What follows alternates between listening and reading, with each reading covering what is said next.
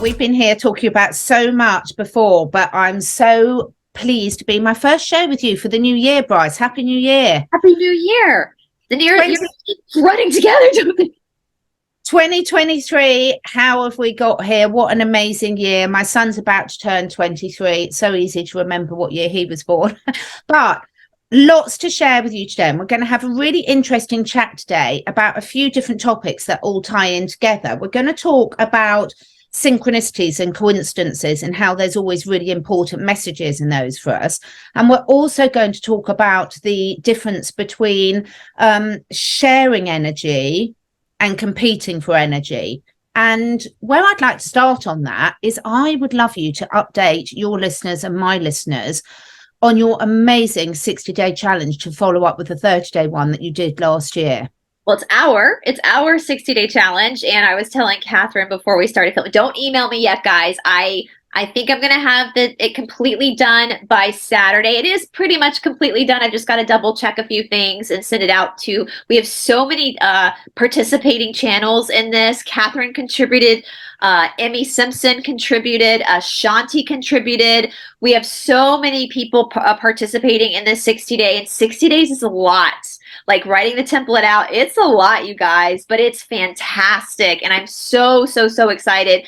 Again, hopefully that will be ready to go out by Saturday. So you guys can email me and I'll send it back, but don't email me yet. I'll put once I have it completely done, what I'm going to do is I'm going to send the email address and everything out to to Catherine, to Shanti, to everybody who's participating, so they can put it on their community boards as well to email me at a specific email address so that I can send the template out to, I mean, we had over 600 people the last 30-day challenge. Amazing. I was absolutely blown away, and it's going to really tie into sort of my outlook for this year.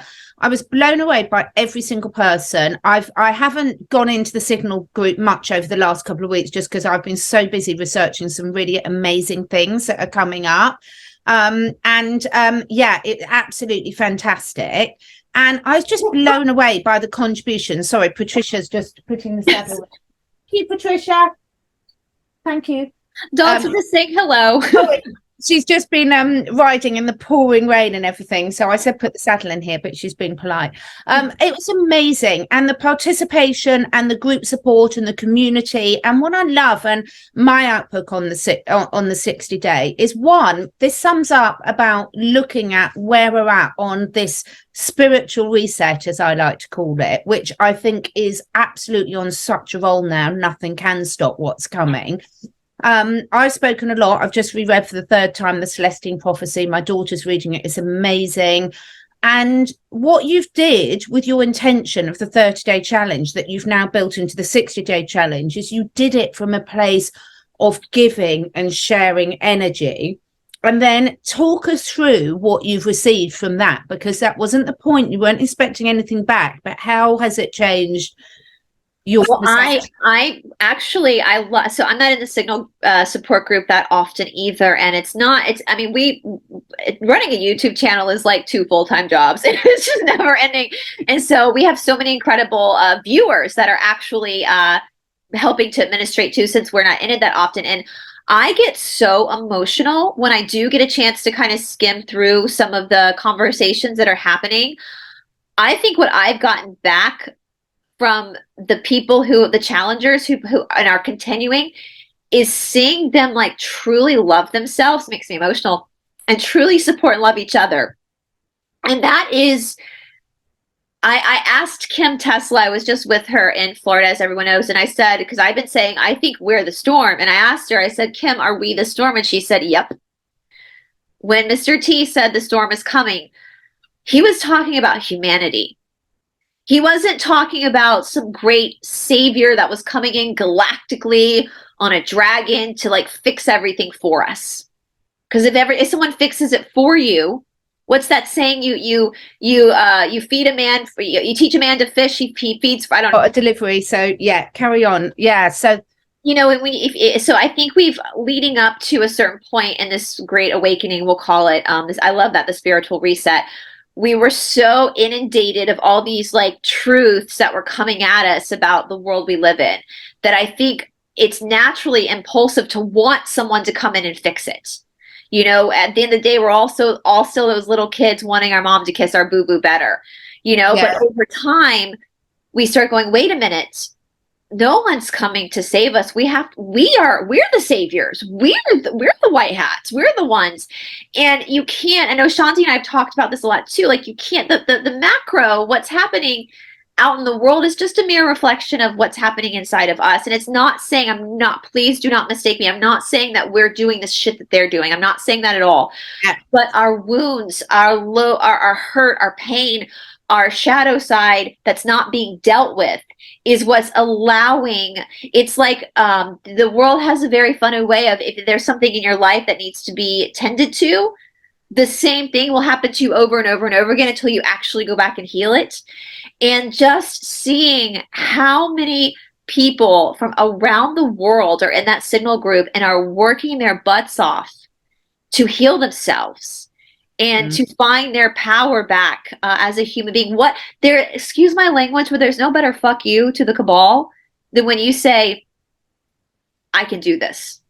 Absolutely. This is just so key. And I think it is amazing how many people, don't get me wrong, I mean, we were talking about before we press record, it's absolutely fine to share what you're going through, your emotions with your friends, with trusted people and things, because that's so important.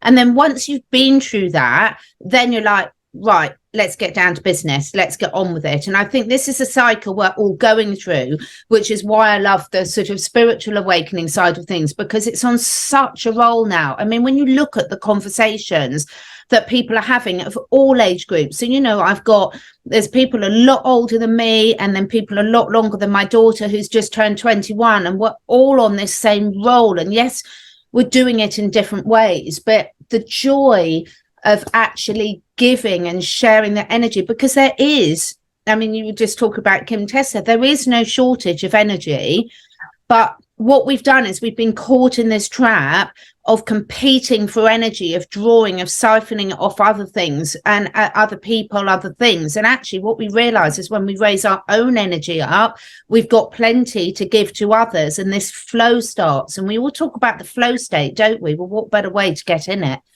Yeah, and it's not, you know, I filmed with Cindy and Emmy yesterday, and our friend Cindy, who she likes to say she plays in the shadow, but you know, you're not staying in that shadow.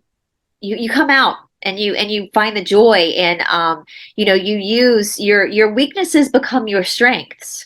And your strengths become your weaknesses sometimes, and vice versa. But you start to, it's so funny. I talked about this yesterday, but there's a show here in the United States that's being released right now. It's called Special Forces. And it's all of these celebrities, kind of B-list now celebrities that were brought into Jordan with a Marine and a Navy SEAL from the United States, and then two men from the United Kingdom's military. I'm not sure.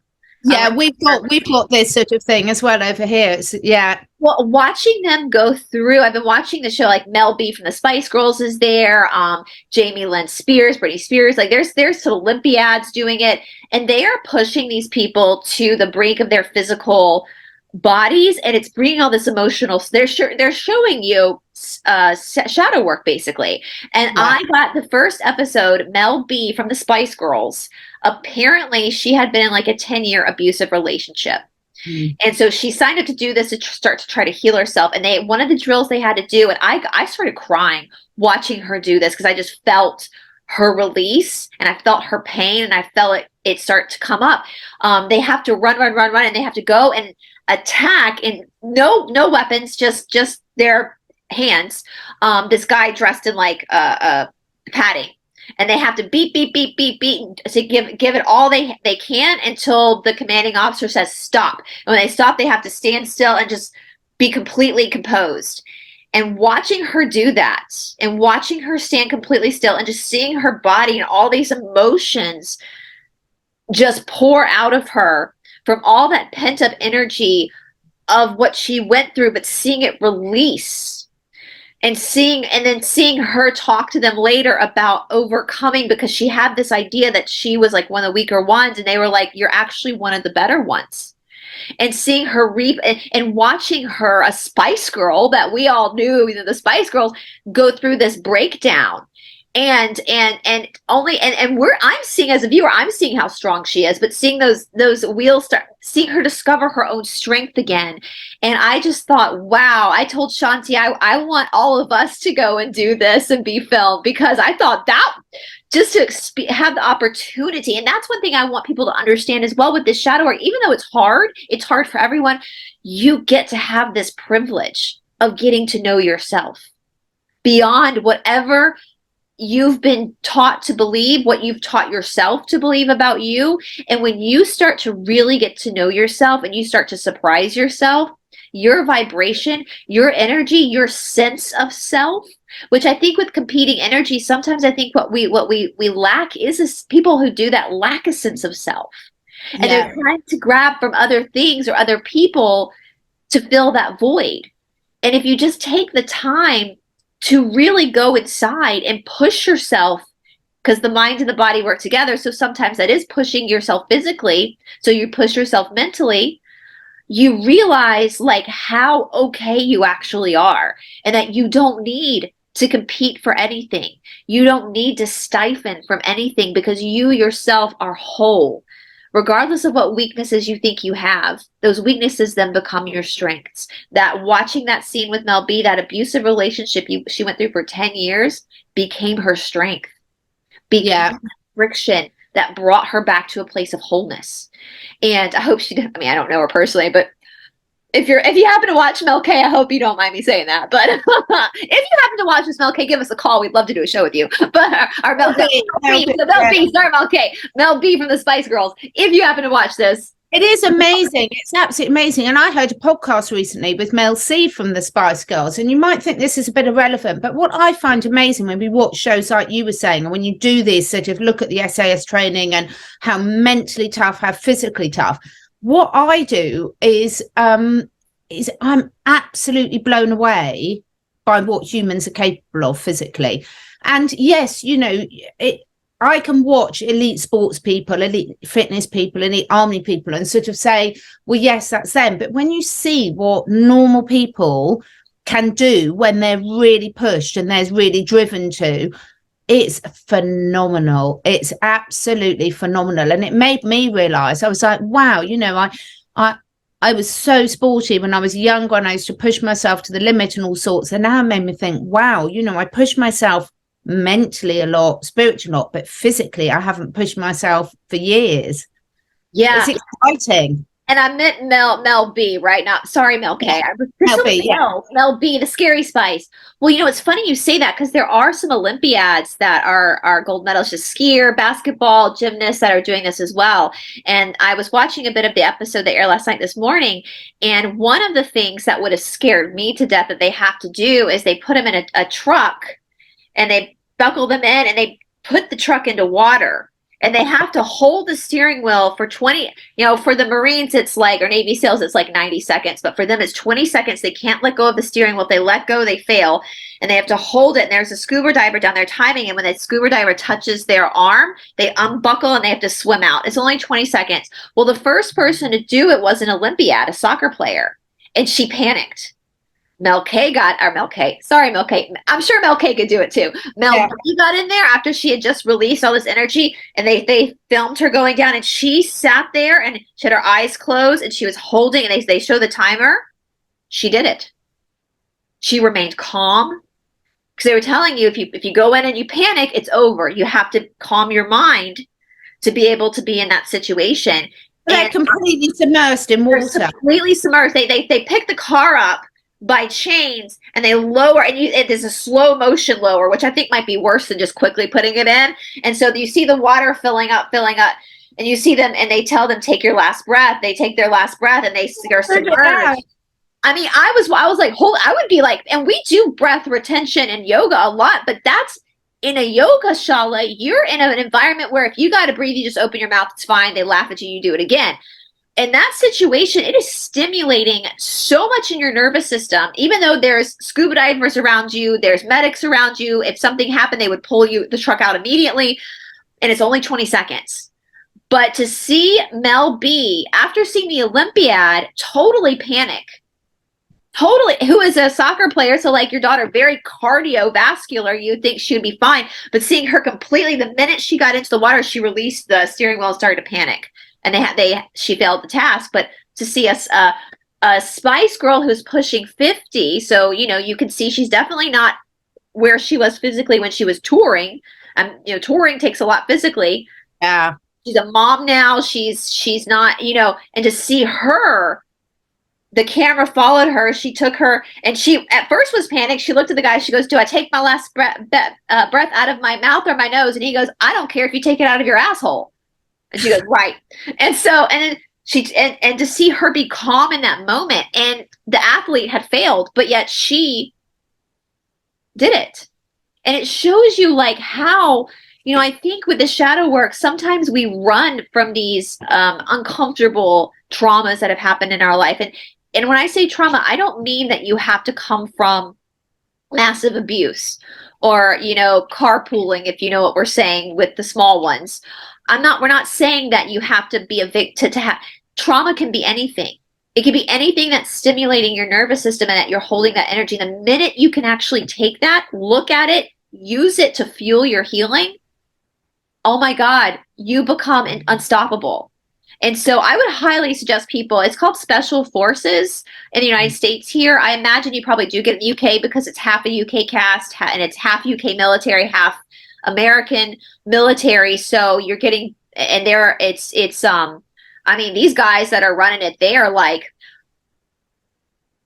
well, I was going to make a joke that, you know, I'll just watch it for the men. I mean, they're very good looking. They're very good looking. So you like a uniform. Yeah, absolutely. But, you know, on a serious note, you know, again, look at what they're giving and what they're making these things for drama. But talk us through what you've, in terms of sort of energy sharing versus competing for energy.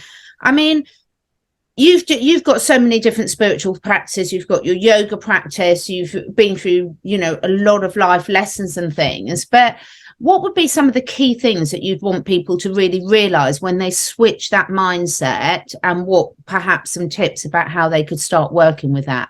Well, I will use a term that we use in Ashtanga, which is called holding space. And I think a lot of, when it comes to sharing energy instead of competing, and I think a lot of disciplines probably do this, probably a lot of dojos and probably military uses this as well, where like when I'm teaching in a Mysore room, you know, I'm there to hold space as a teacher. I have to be very hard on my students and keep them in line, but I'm also holding space, which means that my energy has to be open enough to also show compassion with also being hard on people too. And I'm not and also when you're practicing, and I'll use the Mysore room again as an example, as a student. Now you can tell if you're in a big Mysore room, and the Mysore room, people are practicing at all levels. Seriously, like there are people just learning sun salutations to people who are practicing advanced series A. And you can tell, especially if you look at the more advanced students, you can tell the students that are competing for energy, they want people to look at them to see how strong and beautiful their practice is, versus the advanced students who are just there to do their practice, because they're also just holding their own space and they're being respectful to the energy of everybody around them. And you can tell that, I think too, if we look at something extreme, like probably true in sports as it is in yoga, you can tell from a person, like if there's an advanced student in yoga who is treating even the beginners as equal human beings, that's someone who's not competing for energy, but is able to share. Now there are people who are advanced that maybe haven't struggled, and therefore their ego is built up, and they have a spiritual ego, and they won't talk to the beginners, or they ignore like these people, these peasants, you know. And and you feel, everybody, I think everybody watching probably knows that difference of energy that you feel from people when you're around somebody who you think has a beautiful practice, or is a great soccer player or whatever, or is an incredible musician, and you go and you hang out with them and you feel valued as well. You feel like they're not seeing themselves as better, and they're interested in you too, versus somebody who has an arrogance about them, because anytime somebody carries a big ego or an arrogance, it's because they lack self-esteem. Absolutely. It's not a reflection of you. Their arrogance, their narcissism their rudeness, it's because they still, regardless of what they've achieved in their lives, they still lack their sense of self. So therefore they're still competing for that energy. I mean, how would you describe that, Catherine? Because yeah, I think it's so true. You can feel it. And I think, the last few years, when you're interacting and we're going through this learning experience and we're seeing what's wrong and our eyes are being opened up and we knew we want a new world, but we haven't got all the tools we need to do it. Shanti and I did a talk earlier on this week about why not to wait for the revaluation in the med beds. And it's a very different thing. It's not saying, well, from my point of view, not saying at all that these things aren't going to happen and they're not going to be amazing for some people that really need it. But anytime you're waiting for something else to be given to you, to sorting it, and you're not putting some energy back into it, then unfortunately, time and time again, it doesn't matter what practice you're following, it's going to fail. It's a bit like the law of attraction or manifesting or the law of vibration. You have to give something first to get it back. You're tuning in to that radio range, the vibration.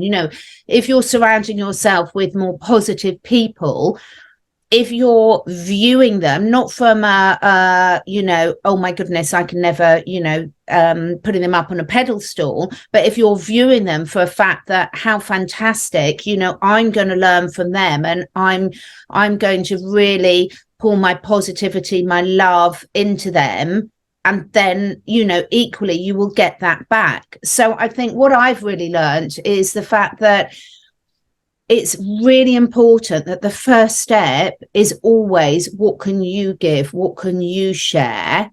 Not from a thing of it's like you don't give presents at Christmas to expect one back and then compare who spent the most money. I do know people who do that, and it never ends well.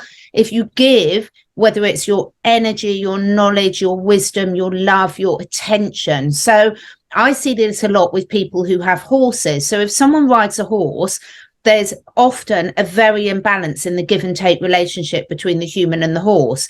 So the humans want the horse to perform in a certain way for them.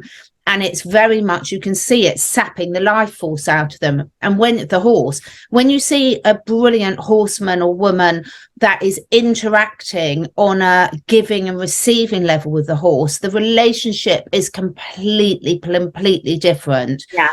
So there's so many different ways I can do it, but I would say my experience has been, so if anyone who's watching this and there's areas of your life you're not happy with, your health, your wealth, your relationships, whatever it might be, your work, if you start thinking, right, how can I give, then watch what comes back to you. And you're not giving to receive back, you're giving out of a genuine, look, I'm putting back out here, something really positive, and then you will be rewarded for it. And I think that is often missing, because when people get in a high stress area, it's like they feel very depleted.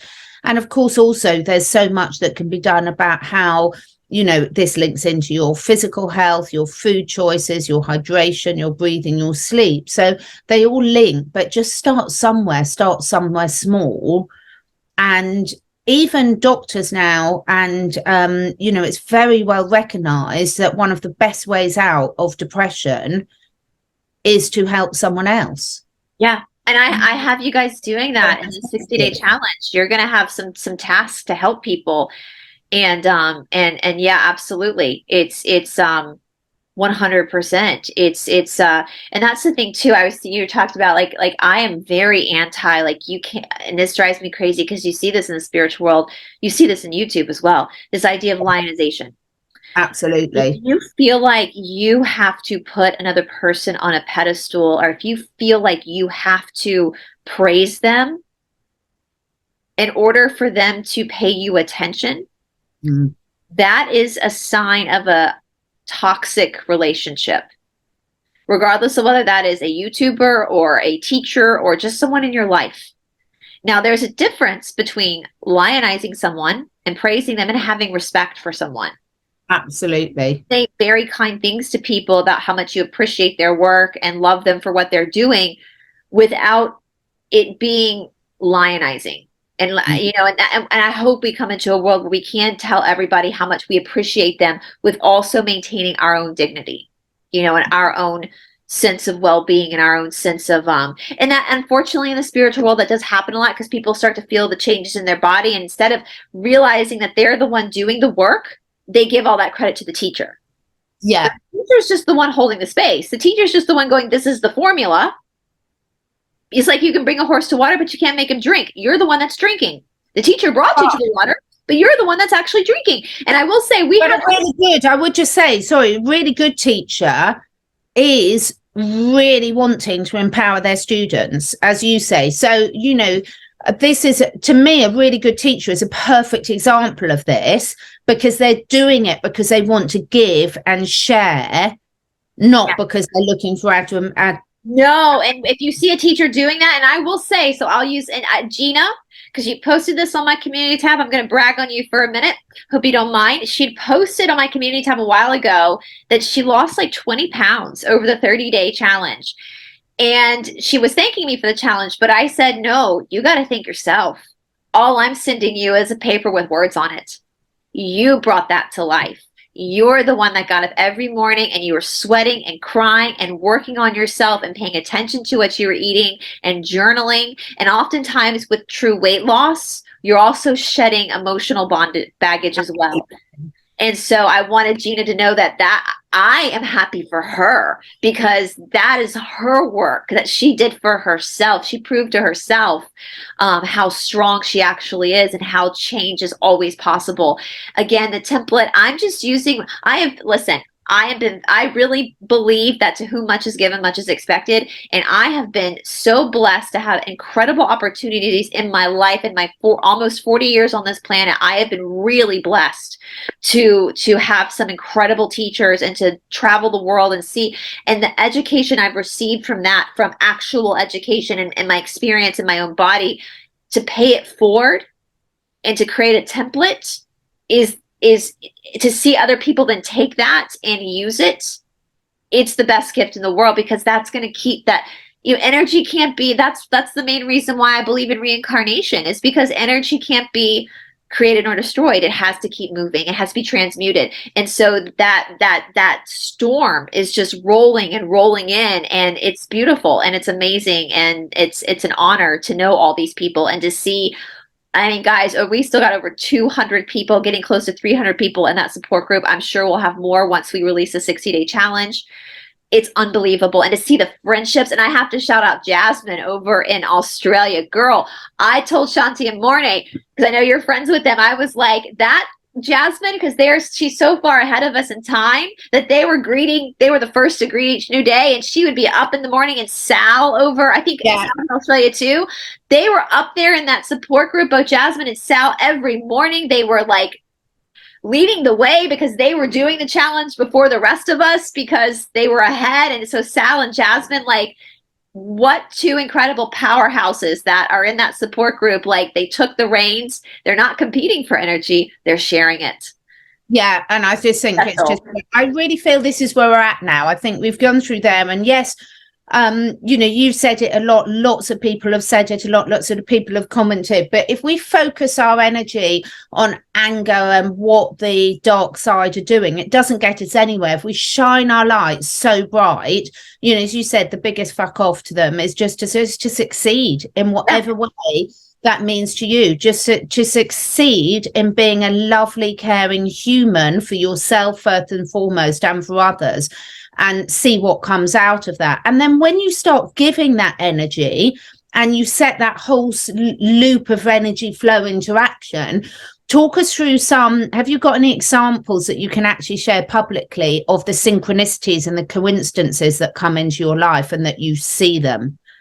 Okay, so I laugh because there's you know, I'm very skeptical of the Bible for obvious reasons, but there is a verse in the Bible that goes, ask and you shall receive, seek and you shall find, knock and the door shall be opened unto you. You got to be careful what you wish for.